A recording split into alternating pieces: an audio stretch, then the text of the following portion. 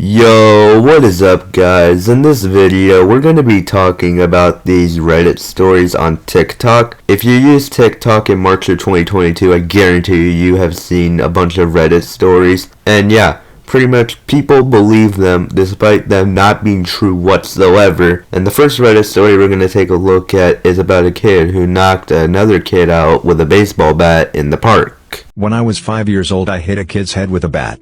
He grew up to be brain damaged and was in our school's sped class.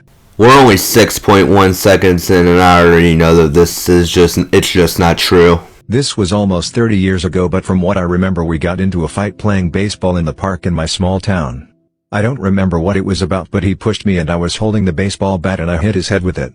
He fell over and wasn't moving, so I dropped the bat, ran to my bike and biked home. So you're telling me that within 30 years, the police couldn't get fingerprint samples from the baseball bat that he dropped in the park?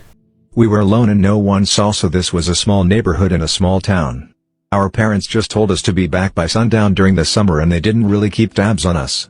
You're telling me that there wasn't a single other person in that park? Not even one person? Our moms were good friends and she told me that my friend was hurt and in the hospital. He had been hurt somehow and a couple of people found him in the park.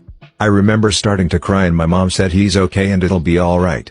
I went to visit him and he apparently didn't remember anything from a couple days or something like that. Once they figured out someone hit his head with a bat, the whole community was very upset that someone hit a 5-year-old with a bat and our local police were investigating it. I remember a policeman asked me if I knew anyone who might be upset or angry with him.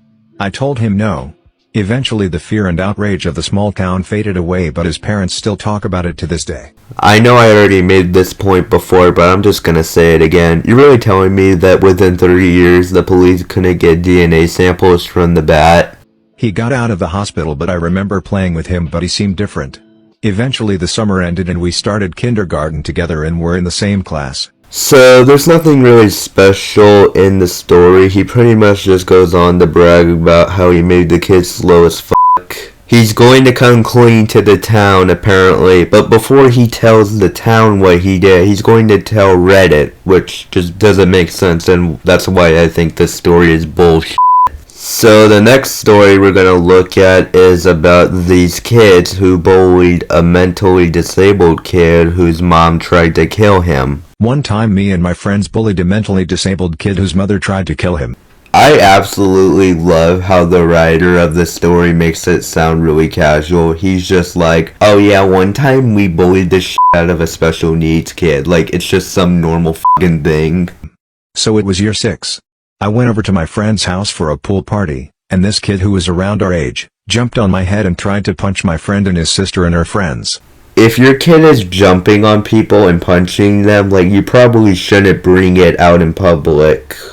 After a few not so good interactions with this kid later, it was Halloween, and he was there.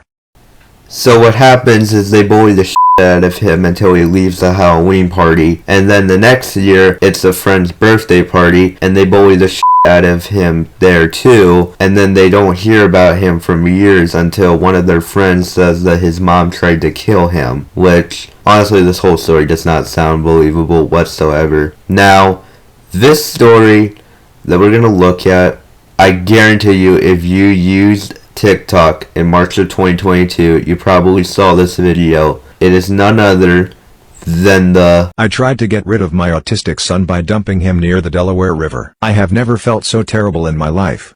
So the mother pretty much spends the first half of the story going over what life is like with her son. So I'm gonna skip to the actual part of the story that's interesting.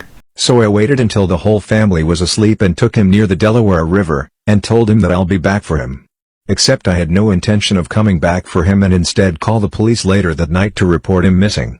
It was an hour since I did that and the remorse and panic came. What the F was I doing?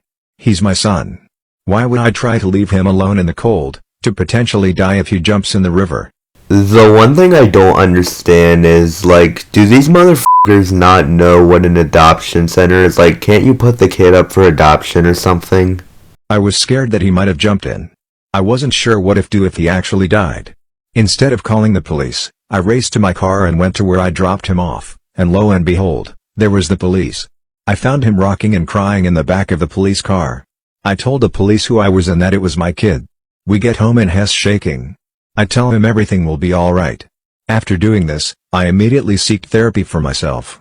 Even months later I am seeking counseling. There is no way that that would play out like that in real life, but you know, it's Reddit, like it doesn't matter, like it's just fake anyways. Now we're gonna take a look at another story where someone claims to know the kid who was dumped at the river. The backstory of the Delaware River. While you may think that it was bullshit, yeah, we already knew it was bullshit.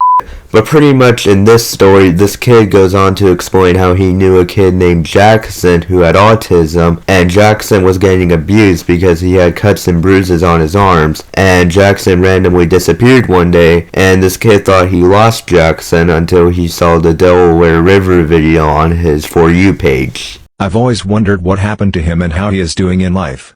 The Delaware River video came up on my FIP and everything lined up. Jackson's iPad. He was an iPad kid.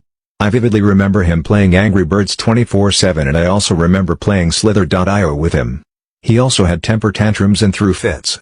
Not to mention our town was right on the Delaware River. So you haven't heard about Jackson in literal years, but you see one video on your For You page and you just think, oh yeah, that's definitely him. Some people on the internet are just really retarded. Anyways, that's pretty much all I have to say for this video. If you guys did enjoy this video, make sure you guys leave a like on this video. Make sure you guys leave a comment telling me how the video was. Make sure you guys subscribe to this channel, and I will see you guys next time. Peace.